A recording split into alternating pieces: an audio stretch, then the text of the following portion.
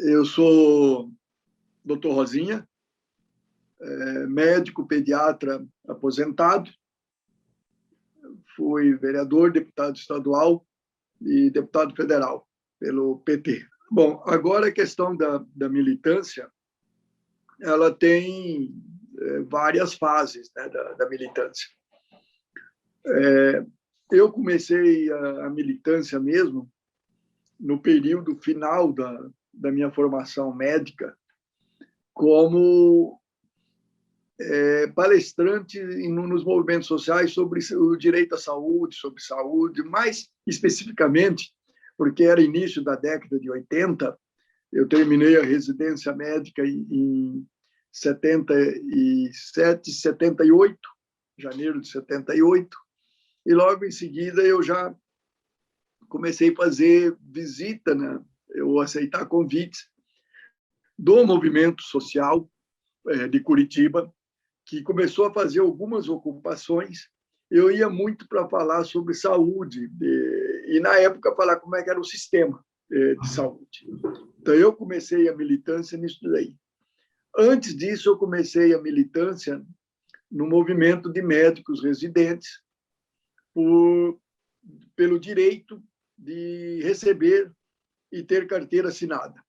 Receber pelo menos um salário mínimo e ter carteira assinada. Então, na saúde, foi esses dois segmentos que eu comecei a fazer minha militância até me tornar profissional contratado pela Prefeitura de Curitiba e a Prefeitura de Araucária. E aí mantém a militância na saúde, mas mantém uma militância um pouco... mantém as características anteriores, mas começa a mudar as características daí de contato já com os bairros onde ia trabalhar, contato com os moradores, com os movimentos sociais, no caso das igrejas, com as comunidades eclesiais de base. Então, essa vem a origem da militância na saúde. E nessa militância da saúde, e também militância do movimento sindical, que daí nós conseguimos também a começar a construir uma associação de servidores municipais de Curitiba antes da nova Constituição. Bom, como é que... Eu acho que não se analisa só a formação do FOPS, se não analisar o que acontecia no Brasil naquele momento. É impossível, né, separar as coisas. Nós temos que entender que de 64 até foi fixado, meio parece que oficialmente uma data, o ano 84, tinha uma ditadura militar.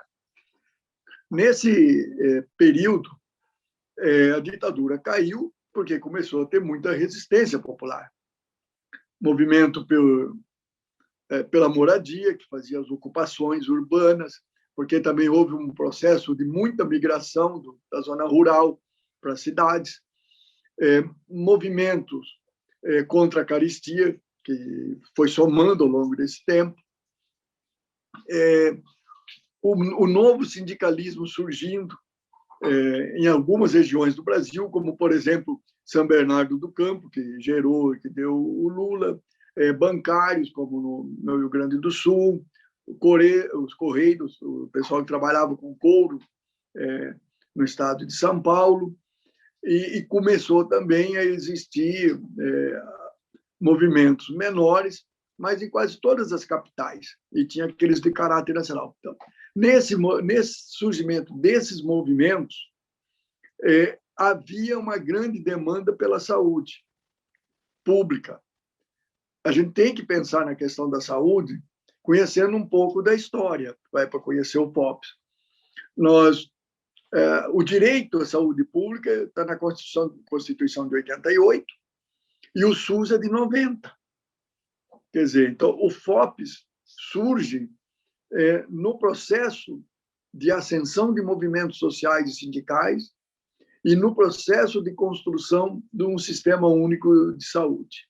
Então, ele surge como protagonista de outras lutas sociais e, ao mesmo tempo, protagonista da construção de direitos.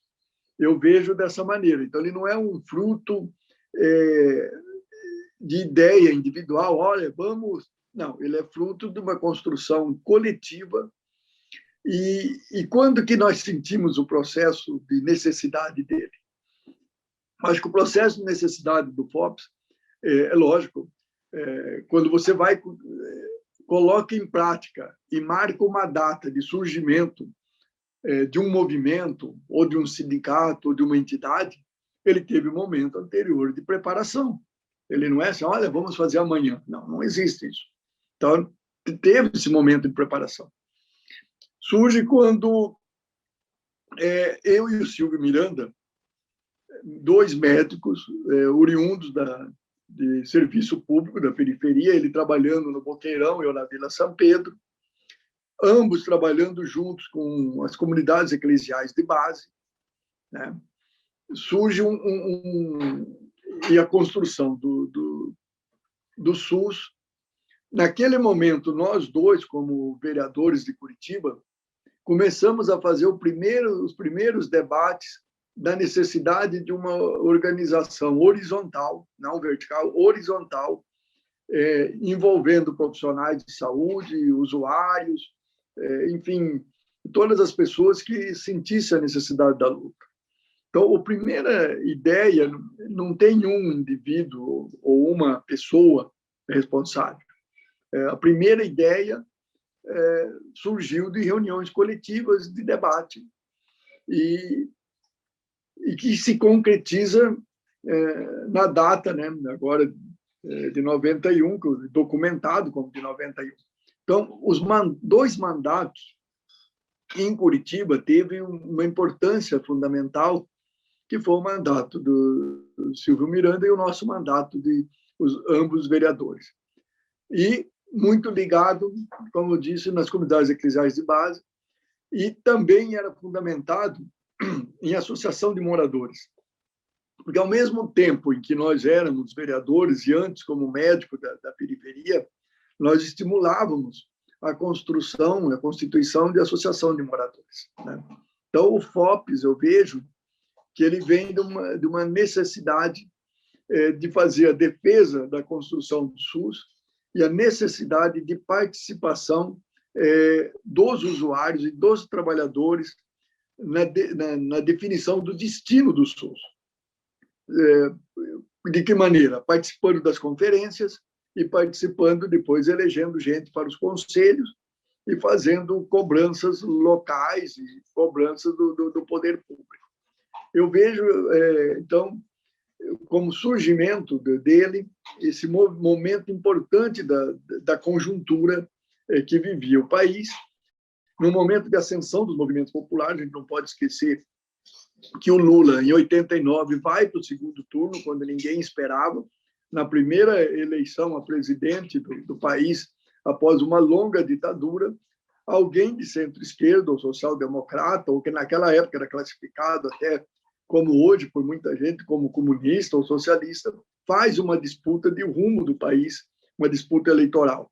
Quer dizer, então, havia uma efervescência política no país que possibilitou a construção do FOPS. Eu acho que o FOPS, desde o início, conseguiu organizar um enfrentamento à institucionalidade que, se deixasse por conta dela, não ia para lugar nenhum. Então, não só enfrentamos a institucionalidade em algumas cidades, entre as quais, por morar aqui em Curitiba, eu posso falar daqui, todas as conferências municipais de saúde, o FOPS ia muito bem organizado, vencendo muitas das propostas. E nós desafiamos, mais do que uma vez, as conferências estaduais de saúde, com organização estadual. Nós chegamos a ganhar muitos debates, e o que eu falo ganhar é ganhar na política, para que o Sistema Único de Saúde avançasse. Se não fosse o FOPS lá atrás, eu acredito que o SUS no Paraná não teria avançado como avançou. Depois houve um hiato que alguns analisam como uma coisa natural, que não é natural. Eu acho que esse ato que ocorreu de um período de latência do FOPS se deve ao processo de conjuntura, né? Não é aquela coisa, não, é natural porque primeiro o movimento avança, depois recua, depois avança, não. Houve uma perda de capacidade lenta do FOPS, porque a conjuntura naquele momento, ela não é que ela estava desfavorável.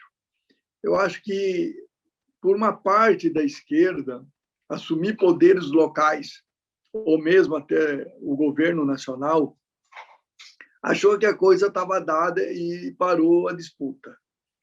E eu acho que o FOPS tem que ter em mente que tem uma classe de profissionais que é inimiga do SUS, as entidades, não o profissional individualmente. Há muitos médicos e médicas favoráveis ao SUS, mas a categoria, as suas entidades de classe são contra. E o FOPS, acho que talvez não se deu conta disso, sabe? E aí enfraqueceu. Por que essas entidades não falam? Porque o discurso dessas entidades é sempre defendendo o SUS, sempre. Eles não falam contra o SUS. Eles aprenderam a não falar contra. Porque se falar contra, fica muito explícito. Então, eles defendem o SUS, mas que SUS? Ao modelo deles, comprando o serviço deles, do setor privado, terceirizando as OS, sabe? Então, nesse processo, a gente, não falo pessoalmente, assim, pessoas, eu falo coletivamente, perdeu-se a capacidade de analisar, enquanto a categoria profissional médica poderosa conseguiu fazer esse confronto. Segunda questão que eu acho que a gente não fez uma leitura adequada é que segmentou as lutas profissionais. Agora o dentista quer isso, o médico quer aquilo, a enfermeira quer aquilo, e cada farmacêutico quer aquilo, assistente de saúde quer aquilo, e cada um foi segmentando as suas reivindicações. Isso dá para ver na vida prática. São poucas as organizações que aglutinam todos os profissionais para fazer a defesa do SUS. Então, uma das organizações é o FOPS, que é um movimento. Mas organização profissional, assim, de tipo, olha, agora, você pode citar um ou outro sindicato, né? Mas os sindicatos, às vezes, não aglutinam todos. Vamos pegar o SISMUC, por exemplo. Os agentes de saúde saíram do SISMUC, que é o sindicato da minha categoria. Então, faltou uma leitura de conjuntura. Isso enfraqueceu o enfrentamento e se avançou e chegamos onde estamos hoje. E aonde estamos hoje, acho que é fundamental o papel do FOPS agora. Eu não tenho participado do planejamento, mas eu acho que tem bandeiras hoje que o FOPS, eu não li ainda o último texto da reunião feita, mas o FOPS tem papel fundamental em aglutinar os diversos profissionais num movimento comum. Por exemplo, hoje se reivindica carreira nacional de médicos. Para, gente, não é carreira nacional de médicos. É uma carreira, plano de cargos, salários dos profissionais do Sistema Único de Saúde. Eu não posso separar o médico da enfermeira nisso aí. Eu tenho que fazer um debate de unidade nesse processo. O FOPS é fundamental nisso. Eu não vou... Se eu falar, agora vai virar uma carreira do médico, bom, depois a carreira da enfermeira, depois não vai, sabe? Não vai resolver. A outra questão que eu acho que é fundamental diz respeito à gestão. O FOPS tem que lutar muito disso, sabe? A gestão descentralizada é boa, tá? Mas qual é o parâmetro de unidade nacional dessas gestões? Porque a gestão descentralizada cria muita desigualdade entre os próprios municípios. Alguns têm gestores, outros não têm gestores, alguns têm um componente mais popular, outros não têm, sabe? Então, eu vejo que nós temos que fazer uma luta no FOPS e chamando as categorias que têm consciência muito... Tem que estar muito presente, tem que ter muita unidade nessas bandeiras. Senão a gente não derrota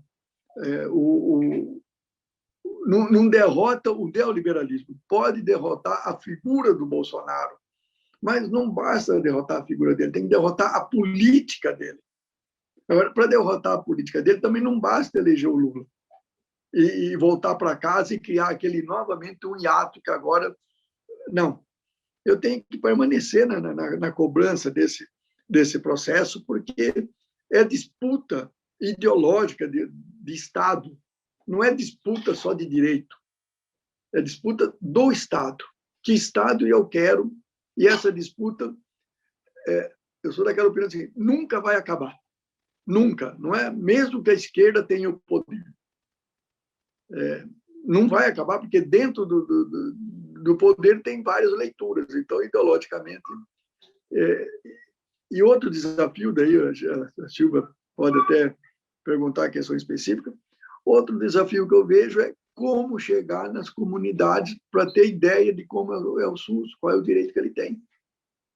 Se o usuário e a usuária não compreender o direito, nós não vamos conseguir somar forças para unir. Agora, qual é o principal problema disso? Hoje é a gestão e o profissional. Vive aí o pessoal falando, não, porque tem que ter a liberdade de escolha do profissional. É isso, os médicos liberais dizem isso. Tá. Ali, tem que ser atendido no consultório.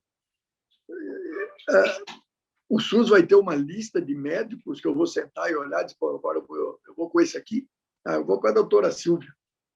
Não existe isso.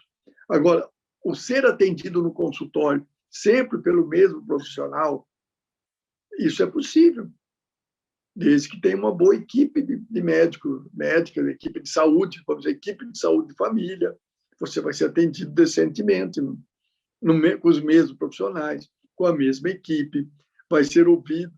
Então, a condição de trabalho hoje, sinceramente, dá medo em qualquer serviço de saúde hoje, público. Se você não conhecer, dá medo se você não conhecer. Dá medo porque a condição de trabalho é horrível.